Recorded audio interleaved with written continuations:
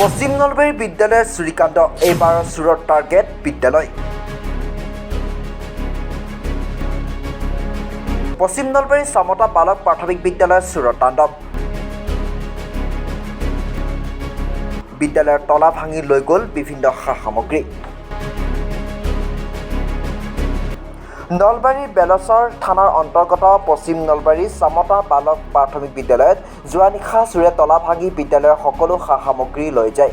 লগতে বিদ্যালয়ৰ ভিতৰত শৌচ পেচাব কৰি তাণ্ডৱ চলায়।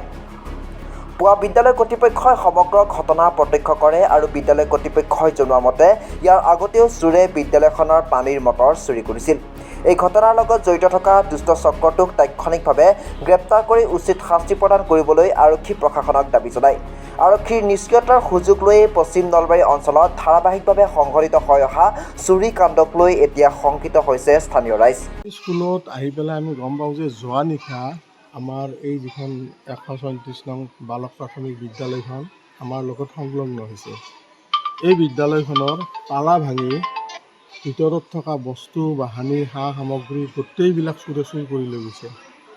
গতিকে এনেকুৱা ধৰণৰ যদি উৎপাত হয় বিদ্যালয় এখনত, যদি শৌচ পেচাব কৰি একদম মানে ঘৃণনীয় কাম আৰু ইয়াত আগতেও ঘটিছিল এনেকুৱা ঘটনা? ইয়াত আগতেও ঘটিছিল। ইয়াৰ আগত আমাৰ এই বালক প্ৰাথমিক বিদ্যালয়ৰে এতিয়া প্ৰাক্তন প্ৰধান শিক্ষক পবিত্ৰ ভট্টদেৱ থকা সময়ত ইয়াৰ পৰা মটৰ চুৰ হৈছিল।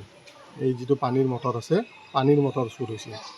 গতিকে আজি আপোনালোকৰ এই চেনেলৰ জৰিয়তে আমাৰ যি আৰক্ষী বিভাগ আছে তেখেতসকলক আমি অনুৰোধ জনাইছোঁ যাতে অনতিপলমে এই দুষ্ট চক্ৰান্তটোক আয়ত্ত কৰি উচিত যাতে শাস্তি প্ৰদান কৰে। এতিয়ালৈকে আগৰ কিবা ঘটনাত কাৰোবাক কৰায়ত্ব কৰিছে নেকি?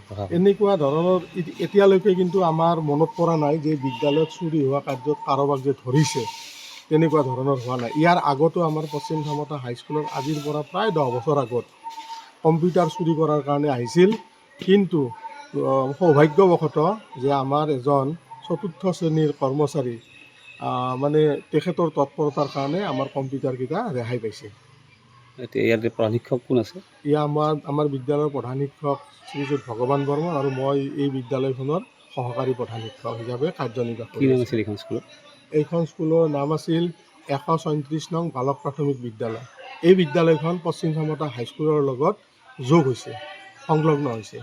এতিয়া তাৰমানে আমি এই বিদ্যালয়খন পশ্চিম চামতা হাইস্কুল হিচাপে খ্যাত। News desk report, Assam front.